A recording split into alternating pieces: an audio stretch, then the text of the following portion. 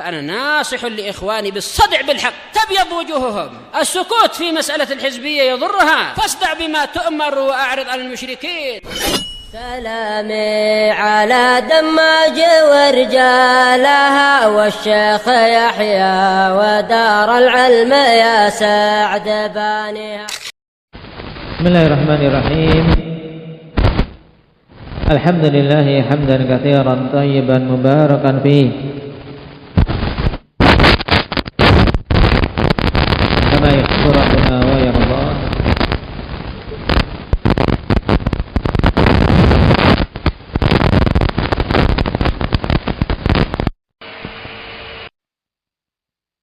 أشهد أن لا إله إلا الله وحده لا شريك له وأشهد أن محمدا عبده ورسوله صلى الله عليه وعلى آله وصحبه وسلم تسليما كثيرا. أما بعد، ikhwanil kiram rahimani wa rahimakumullah.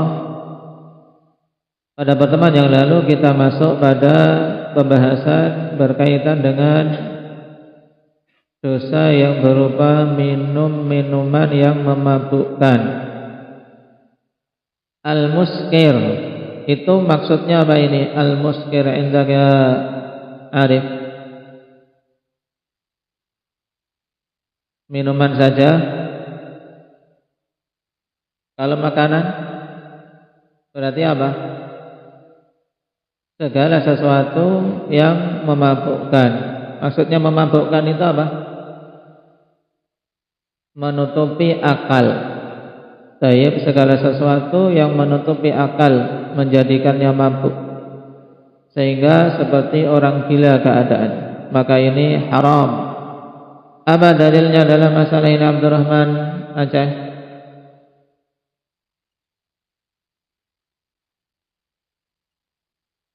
Kaidah pokok dalam hadis Nabi sallallahu alaihi wasallam.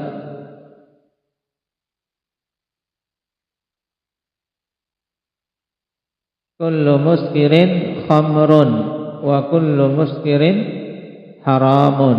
Ini diingat-ingat. Hadis ini akhwan, lafadznya menjadi kaidah dalam syariat kita. Naam, kullu muskirin khamrun. Segala sesuatu yang memabukkan itu adalah khamr. Dan segala sesuatu yang memabukkan itu hukumnya haram, baik itu berupa benda padat ataupun benda cair. Naam,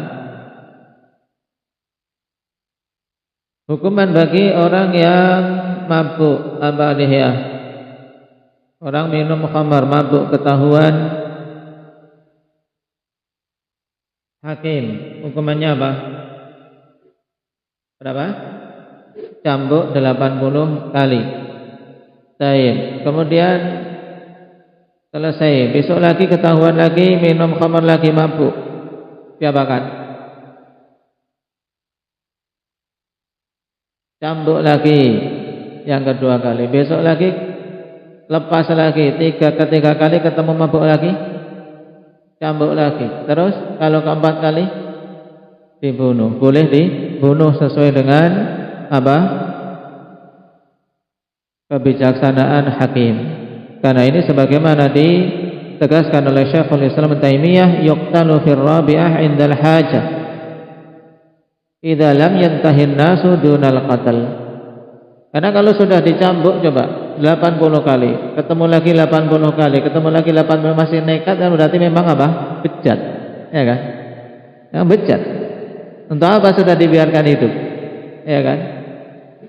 Orang cambuk 80 kali sekali sudah cukup kalau dia memang mau baik. Ini sudah 6 sampai 3 kali dicambuk 80 kali. Maka kalau memang tidak mau berhenti kecuali dengan dibunuh, nah jika memang butuh untuk dibunuh sebagai bentuk peringatan atas yang lainnya. Dan ini masuk dalam babus siyasah asyariyah. Baik. Sekarang kita masuk madaru syurbil muskirat. Kemadaratan meminum minuman yang memabukkan. Setelah kita lewati hukuman, ancaman di dunia maupun di akhirat. Sekarang kemadaratan yang akan didapat oleh hamba itu sendiri, efek-efek negatif dari mabuk. Yang pertama, as-saddu an dzikrillahi azza wa jalla wa 'anis shalah. Minum-minuman yang memabukkan itu menghalangi dari mengingat Allah dan dari salat. Ini jelas. Sebagian orang tidak mabuk saja tidak ingat Allah, apalagi mabuk. Nah, jelas terhalangi dari mengingat Allah dan terhalangi dari salat. Makanya orang-orang yang tidak mengingat Allah dan orang-orang yang tidak salat dalam keadaan mereka tidak minum minuman khamr, ya keadaannya seperti orang mabuk. Seperti orang mabuk. Karena tidak pantas dia dalam keadaan sehat akalnya kok tidak mengingat Allah, tidak salat. Yang kedua, wuqu'ul adawati wal baghdha'i baina syaribi. Terjadinya permusuhan dan saling membenci antara orang-orang yang minum minuman khamr, minum minuman yang memabukkan. Mungkin mereka sama-sama berangkat, tapi setelah mabuk kelahi. Bisa saja. Baik. Wa bainahum wa baina man yu'ashirunahum. Demikian pula terjadinya permusuhan dan saling membenci antara para pemabuk tersebut dengan orang-orang yang bersinggungan dengan mereka, yang dia hidup bersamanya, apakah itu orang tua ataukah istri atau anak-anak atau saudara. Ini sudah tidak terhitung kejadian-kejadian yang seperti itu. Retaknya hubungan antar saudara, retaknya hubungan pernikahan karena gara-gara salah satunya mabuk. Yaqulullahu ta'ala innama yuridu syaitan ayyuqi'a bainakumul adawata wal baghdha'a fil khamri wal maisir. Hanyalah syaitan menginginkan untuk menimpakan di antara kalian permusuhan dan saling membenci pada khamar dan pada perjudian. Pada khamar dan perjudian, nah ini mesti akan ada permusuhan dan saling membenci. Walaupun zahirnya mereka satu meja, tapi saling menjatuhkan, mungkin mengirim orang untuk membunuh diam-diam. Wa yasuddakum an dzikrillahi wa 'anis shalah, dan hanyalah syaitan menginginkan untuk menghalangi kalian dari mengingat Allah dan dari salat. Fahal antum muntahun, maka apakah kalian mau berhenti? Ini jelas. Adapun madarat yang ketiga, tahawwuluhum ila suratil majanin alladzina la yaqiluna syai'a. Berubahnya mereka kepada bentuk orang-orang gila. Berdasi tapi jadi orang gila. Nah, berubahnya mereka ke bentuk orang-orang gila yang tidak memiliki akal sedikit pun. Wa idza faqadal mar'u aqlahu lam yufarriq bainahu wa bain lam yufarraq antum harakat.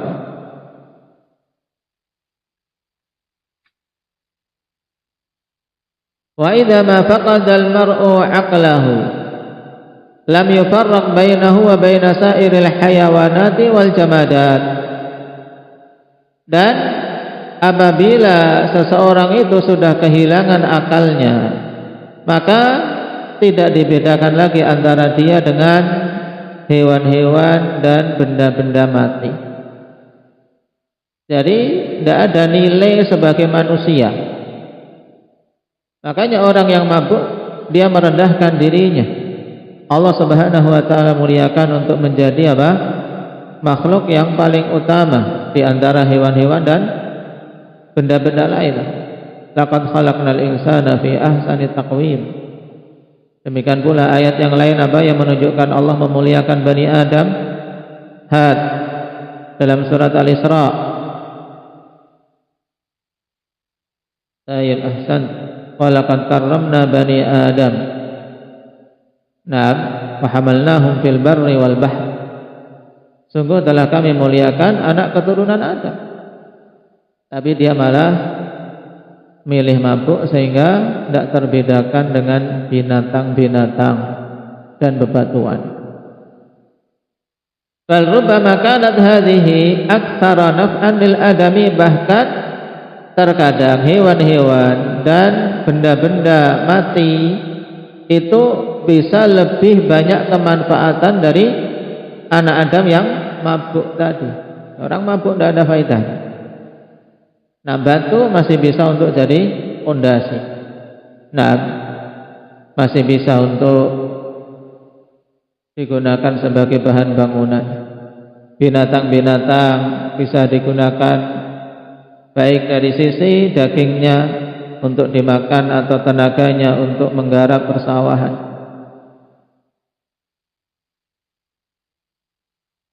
Sehingga orang yang minum khamar menjatuhkan dirinya dalam kehinaan. Yaqulu Al-Hasan Al-Basri, "Law kana al-'aqlu yushtara lataghala an-nasu fi thamanihi fal 'ajabu mimman yashtari bimalihi ma yufsiduh." Kalimat bagus, dihafal. Nah, dikatakan oleh Al-Hasan Al-Basri rahimahullahu taala, "Law kana al-'aqlu yushtara", seandainya akal itu bisa dibeli, lataghalan nasu fi thamani, maka tentu manusia akan memahalkan harganya. Kalau bisa dibeli, ya akal akan menjadi mahal.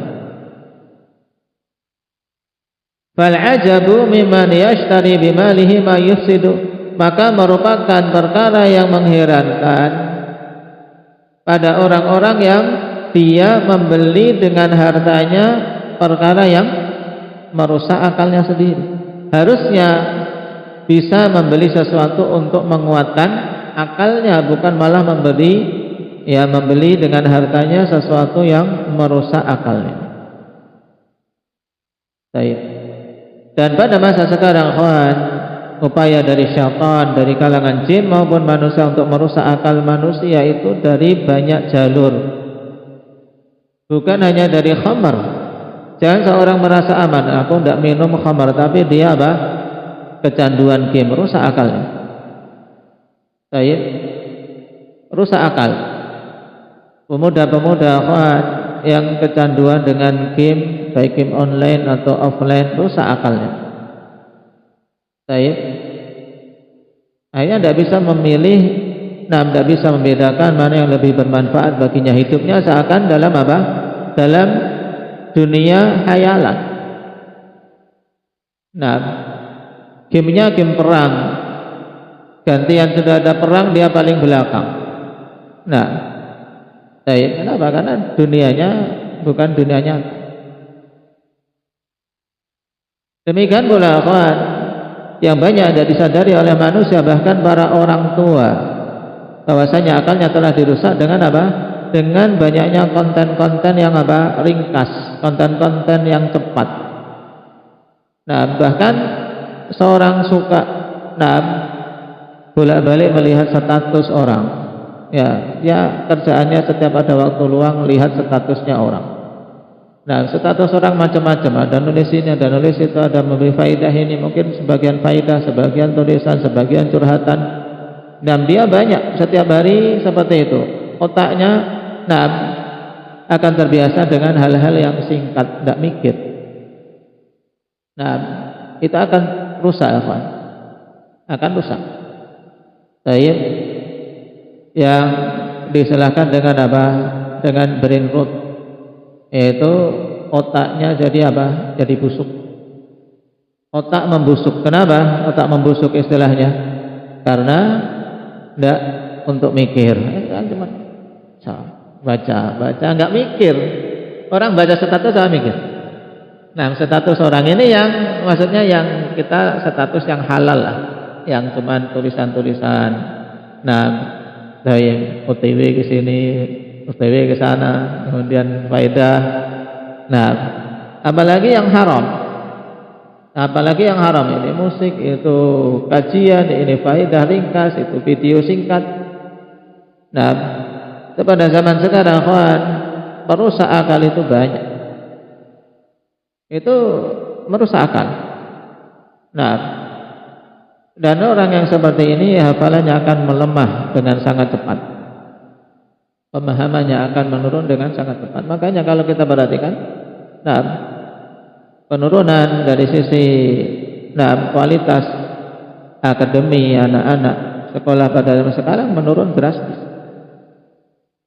Nah, dan ini diakui oleh para guru-guru sekolah aja mengakui mereka sekarang yang sibuk itu gurunya bukan muridnya. Muridnya kasih makanan enak-enak, nah dimanjakan, akhwan. Tapi gurunya yang kerja keras. Kalau muridnya nilainya kurang, gurunya yang dimarah-marah. Nah, muridnya tidak berpikir. Maka antum banyak bersyukur pada Allah Subhanahu wa taala. Nah, terkadang kita sudah mengupayakan untuk membuat aturan tentang HP, tapi masih saja tidak disadari bahwasanya aturan ini demi kebaikan kalian. Kebaikan kalian, jangan dirusak akalnya. Wallahi ya kawan, kalian akan bersyukur di masa mendatang tentang hal ini. Jika sekarang belum merasakan masalah tersebut, yakin di masa kelak akan merasa bersyukur. Iya, dulu aku dihalangi dari main HP, alhamdulillah. Mungkin sebagian akan menyesal kalau tidak perhatian dengan hal ini setelah rusak. Kenapa, kawan? Karena akal kita butuh kita jaga sejak masa muda agar terjaga di masa tua. Dulu para salaf, mereka kenapa akal-akal mereka terjaga di masa tua? Banyak yang terjaga. Tidak pikun, tetap ingat sholat. Itu kan kita juga berharap. Coba orang kalau tua pikun, kawan, menjadi ejekan anak-anak kecil, ya. Menjadi ejekan anak-anak kecil. Baik. Maka di antara hal yang Nabi Shallallahu Alaihi Wasallam minta perlindungan kepada Allah darinya adalah apa? Masa tua yang buruk, yaitu pikun, haram. Nah, kalian jangan merasa aku sekarang masih kuat, masih ingat, belum tentu. 5 tahun ke depan, 10 tahun ke depan, kalau akal ini tidak dijaga, masih bisa tetap dalam kondisi normal. Akal ini diantara nikmat yang agung dari Allah. Jaga. Penjagaan akal dengan zikrullah, penjagaan akal dengan Al-Quran. Digunakan akal ini diisi dengan Al-Quran. Baik. Banyak memandang ke mushaf. Dulu para salaf, sebagiannya mereka hafal mutqin, Al-Quran mutqin. Tapi menyengaja untuk membaca dari mushaf. Karena memandang mushaf itu juga diantara hal yang menguatkan qiraah dari mushaf, qiraah membaca dari mushaf. Maka Imam Nawawi rahimahullah ta'ala lebih menguatkan itu lebih utama.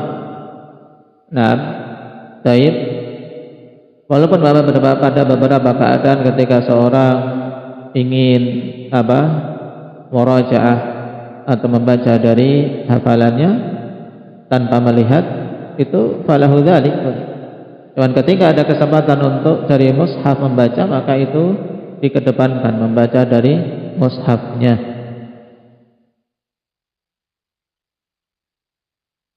Kenapa? Karena di situ mata juga ikut ibadah, ya kan? Mata ikut beribadah. Ketika membaca dari hafalan tanpa melihat mushaf, memang ibadah membaca qiraah, tapi matanya tidak. Ketika dia membaca dari mushaf, matanya ikut melihat kalimat-kalimat yang utama dari kalamullah azza wa jal yang tertulis di mushaf.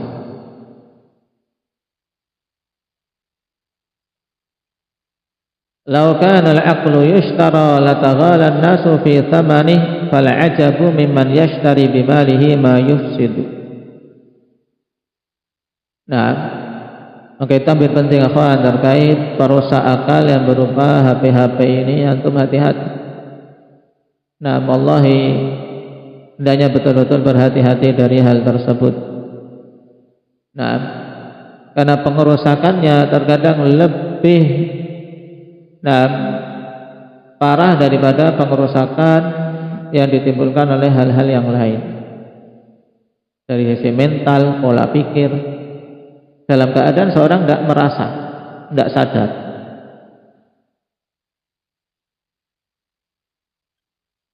Kemudian yang keempat, al-muskiratu miftahun li baqiyatil kabairi wal fawahish. Hal-hal yang memabukkan itu merupakan pintu untuk dosa-dosa besar yang lain dan perbuatan-perbuatan keji yang lain. Kazina, seperti zina. Kalau mabuk, zina sudah gampang. Wal liwat, sodomi, pergaulan sejenis. Wal qatl, pembunuhan, dan semua bentuk-bentuk kekejian yang lain bisa terjadi ketika dia mabuk. Walidzalika sammaha Utsman bin Affan radhiyallahu anhu ummal khaba'ith. Di sini faedah tentang siapa yang menamakan khamar atau muskirat dengan ummul khaba'ith, induknya siapa? Semua hal-hal yang buruk. Baik.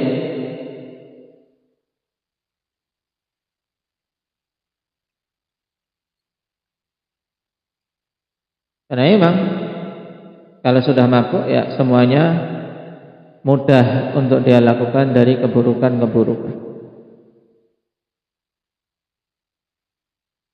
Yang kelima, istinfadu al-amwali wa tharwat. Istinfadul amwali wa tharwat hatta yusbihal ghaniyyu faqiran bal rubbama ba'a irdahu lil husuli ala hadhihi al muskirat. Habisnya harta dan kekayaan. Harta dan kekayaan habis. Demi apa? Demi hal-hal yang memabukkan ini. Apalagi kalau berupa apa? Berupa narkoba. Ini banyak menimpa orang-orang kaya, yang dikatakan orang-orang kalangan atas. Nah, mereka anak-anaknya yang orang tuanya dari pagi sampai petang sudah kerja, anaknya tinggal di rumah, disuruh sekolah, pergaulan bebas, rusak, kena narkoba. Habis harta, kekayaan untuk itu. Ketika mau tobat pun habis untuk pengobatan, karena pengobatannya juga ditarif mahal. Nah, itu pun setelah rusak jasad, setelah rusak tubuh, dan belum tentu betul-betul sembuh. Habis harta. Sampai orang kaya pun menjadi fakir, apalagi kalau terlilit utang. Kenapa? Karena metode para syaitan untuk menjajakan narkoba ini dengan sangat banyak caranya. Dari jalur pertemanan, pertama gratis, diberi gratis seakan-akan teman, oh enak. Nah, dari orang-orang yang tadi tidak mendapatkan kasih sayang orang tua, yang tidak mendapatkan pendidikan agama, salah dalam pergaulan. Setelah kecanduan baru dijual dengan harga mahal. Orang kalau sudah kecanduan semuanya akan dikorbankan. Kenapa? Karena sakau. Kondisi sakau itu kondisi seorang betul-betul tidak bisa untuk mendapatkan ketenangan kecuali kalau dengan konsumsi obat-obatan tersebut. Bahkan terkadang dia menjual kehormatannya untuk bisa mendapatkan hal-hal yang memabukkan tadi. Demi bisa beli narkoba, dia jual kehormatannya. Na'udzubillahi min dzalik. Yang keenam, taghyirul khilqah. Fatajhadul uyun wa tufsidul asnan wa tataqarrahul ama' wa yan'afun nasl. atau wa yud'ifu an-nasla.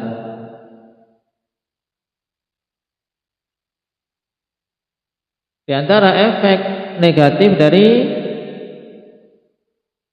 minum-minuman keras kemudian obat-obatan tadi yaitu apa? Taghyirul khilqah. Nah, fisiknya menjadi apa? Menjadi berubah, fisik rusak namanya. Nah, fisiknya rusak. Selain mental, selain akal, hati rusak. Demikian pula fisik. Nah,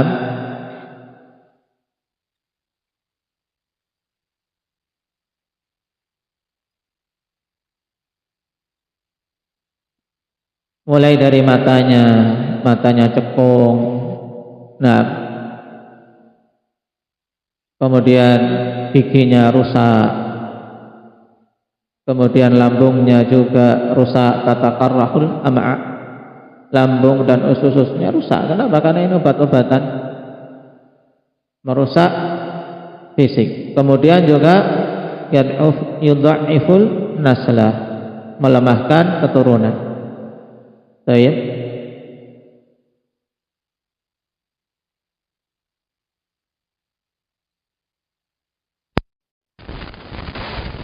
Ini diantara efek buruk dari minum-minuman keras, minum-minuman yang memabukkan dan obat-obatan yang memiliki sifat seperti itu.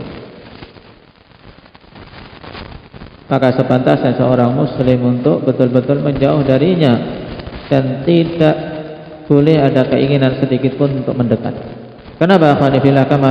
Kapan saja seorang mendekat kemudian mengikuti bujuk rayu syaitan dengan apa? Dengan alasan coba sedikit saja, ini menjadi pintu yang akan menjerumuskan dia dalam jurang yang mungkin dia tidak akan mampu untuk bisa keluar dari. Dan korban sudah sangat banyak dari pemuda-pemuda kaum muslimin yang jauh dari pengajaran agama. Memang dari sisi KTP-nya muslim, tapi jauh dari pengajaran agama Islam. Maka kita bersyukur ketika kita mempelajari agama ini. Bersyukur, manfaatkan waktu yang ada, isi masa muda dengan kebaikan. Nah, antum dimuliakan dengan banyak kemuliaan. Nah, cukup kalau ingin melihat kemuliaan ini, sabda Nabi sallallahu alaihi wasallam apa? Wasyabun nasya'a fi ibadatillah. Pemuda yang tumbuh dalam peribadatan kepada Allah. Mau mikir apa lagi? Mau milih yang lain? Kita sudah diberi yang sangat utama kan? Untuk tumbuh di atas jalan peribadatan. Nah, tidak ada yang lebih utama dari jalan yang ditempuh oleh seorang pemuda dalam menuntut ilmu agama, beribadah di jalan Allah Subhanahu wa taala.